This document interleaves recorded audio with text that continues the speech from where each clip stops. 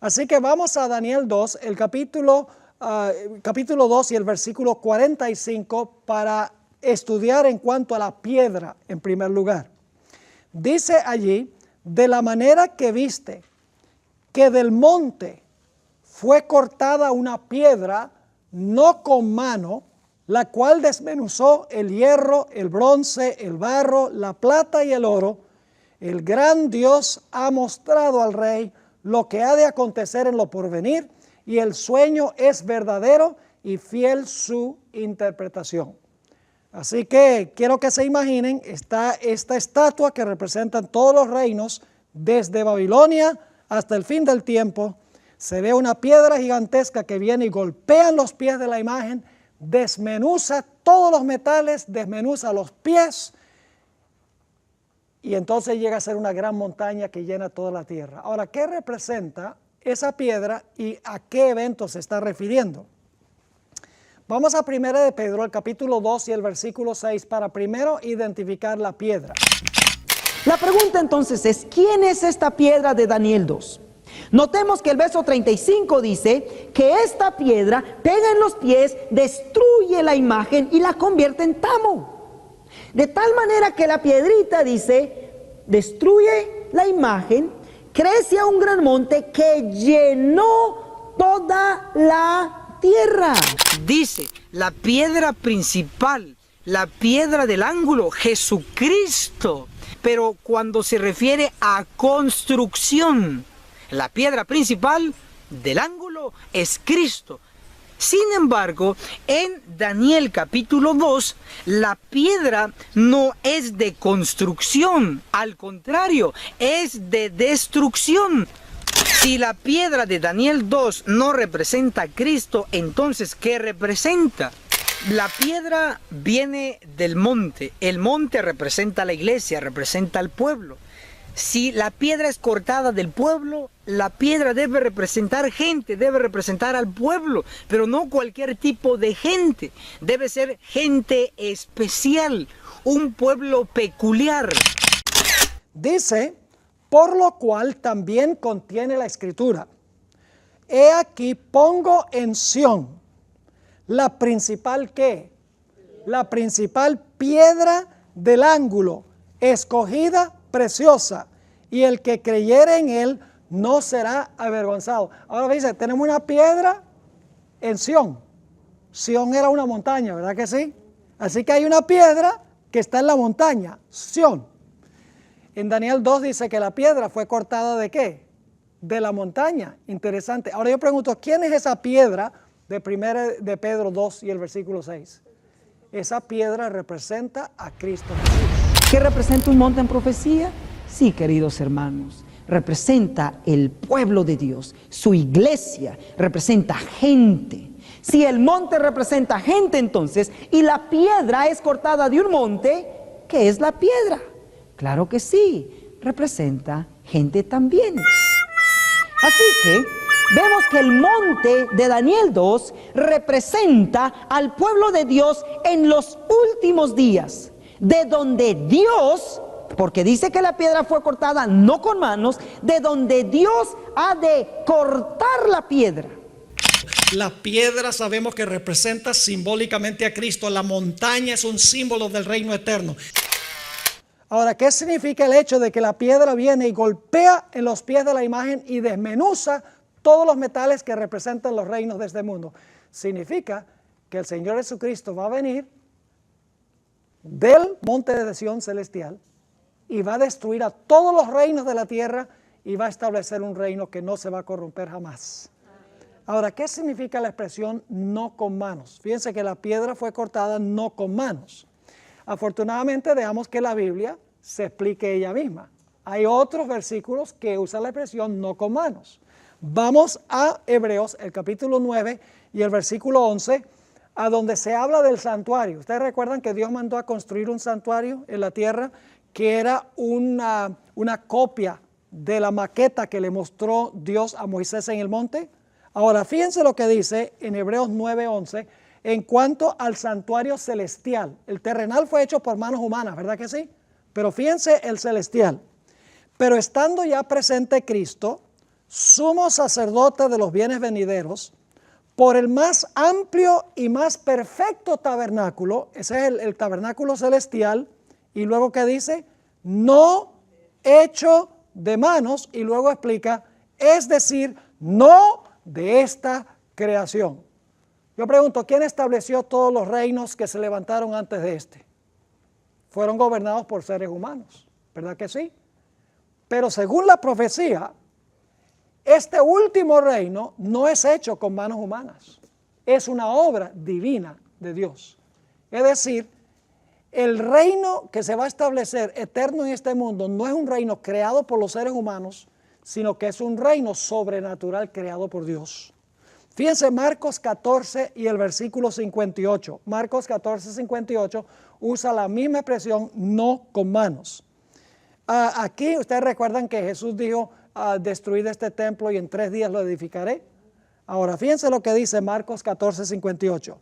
Cuando están acusando a Jesús dicen, nosotros le hemos oído decir, yo derribaré este templo, ¿cómo? Hecho a mano, y en 3 días edificaré otro hecho sin mano. ¿Qué significa este templo hecho por mano? ¿Quién hizo ese templo? Herodes, fue el que lo embelleció, 46 años, ¿verdad?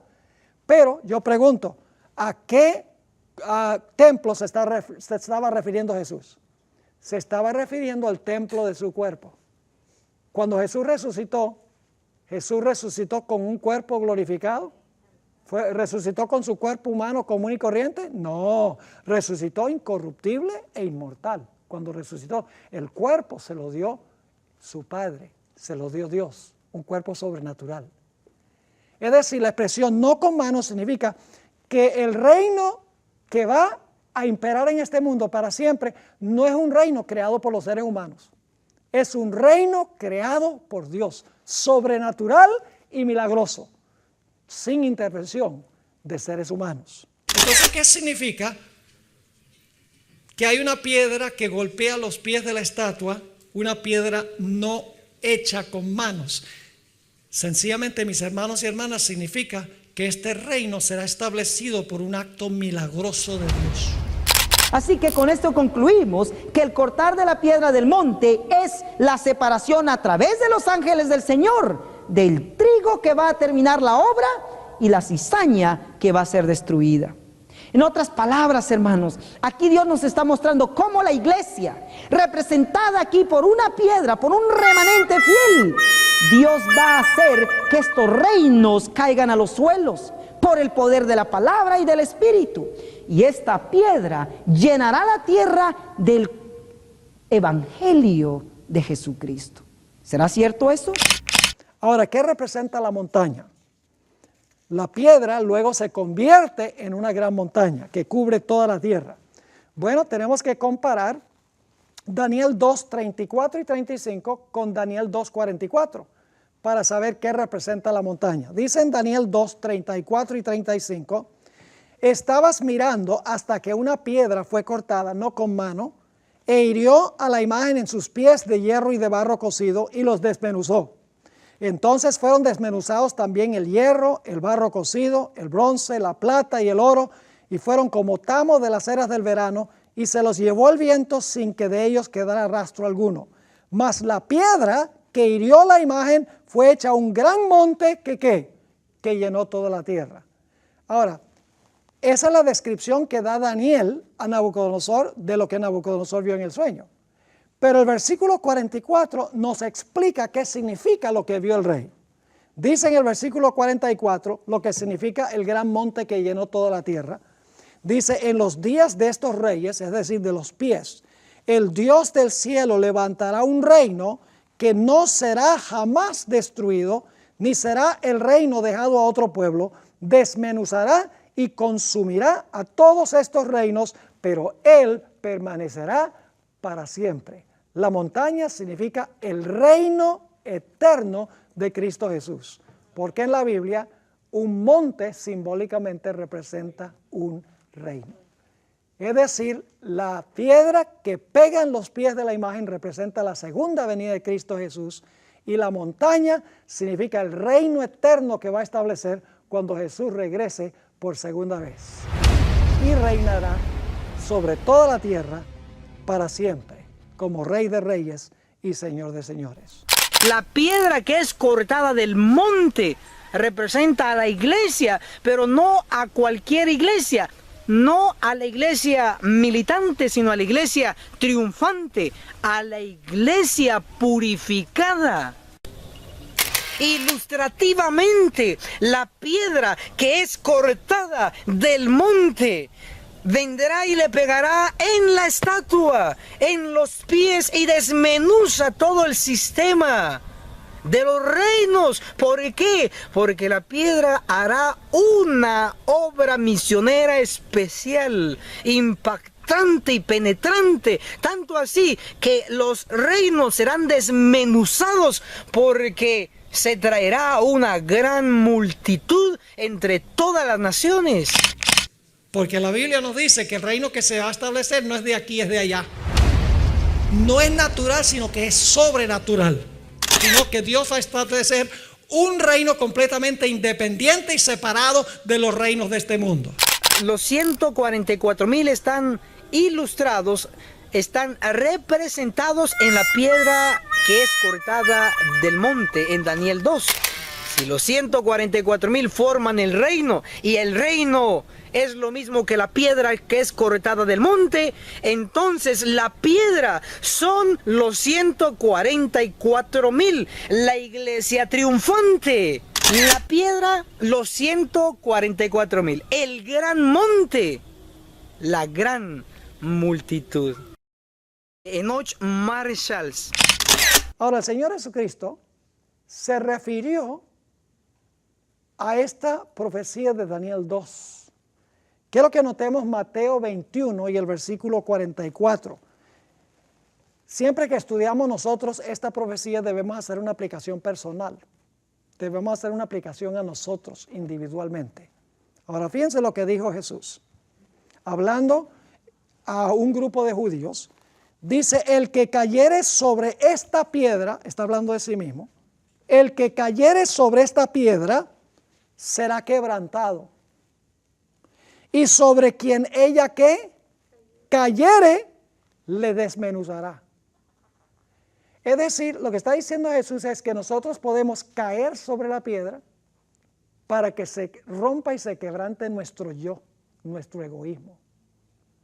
Pero si nosotros no caemos sobre la piedra, si nosotros no nos convertimos, si nuestro corazón no es quebrantado, nuestro yo no es eliminado, entonces la piedra caerá sobre nosotros, no sobre los reinos del mundo en general nada más, está hablando individualmente.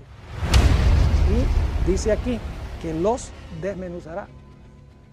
Otro ejemplo que les puedo dar, Juan el Bautista en Mateo 3, 11 y 12, dijo: yo a la verdad os bautizo en agua para arrepentimiento, pero el que viene tras mí, cuyo calzado yo no soy digno de llevar, él os bautizará en Espíritu Santo y en fuego. Es decir, el Espíritu Santo quiere entrar a nuestra vida y quiere consumir el pecado. Pero ¿qué sucede si nosotros no permitimos que el Espíritu Santo entre a nosotros para consumir el pecado?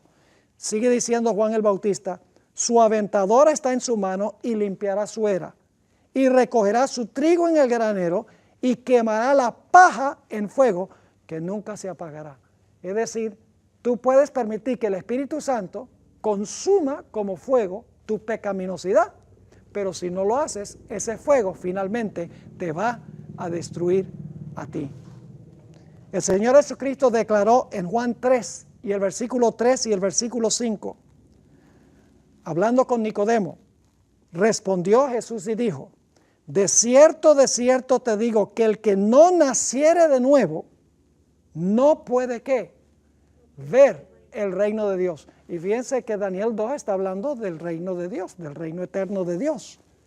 Y luego dice el versículo 4, Nicodemo le dijo: ¿cómo puede un hombre nacer siendo viejo? ¿Puede acaso entrar por segunda vez en el vientre de su madre y nacer? Respondió Jesús: de cierto te digo que el que no naciere del agua y del Espíritu no puede ¿qué? No puede entrar al reino de Dios. Es decir, que Daniel 2 tiene una aplicación personal también. O caes sobre la piedra o la piedra caerá sobre ti. O permites que el fuego consuma el pecado o el fuego te consumirá a ti. Y hay otro simbolismo en la Biblia. La espada que sale de la boca de Jesús. La espada del Espíritu es la palabra de Dios. Puede entrar y cortar el pecado en tu vida, la espada de dos filos. Pero si tú no permites que la espada corte el pecado de tu vida, en Apocalipsis 19 dice que sale una espada de su boca para herir con ella a las gentes. Es decir, que esta profecía nos llama individualmente al arrepentimiento, a la conversión, a recibir a Cristo Jesús como nuestro Salvador. Full Prophecy. Visítanos en nuestros canales de Facebook y YouTube.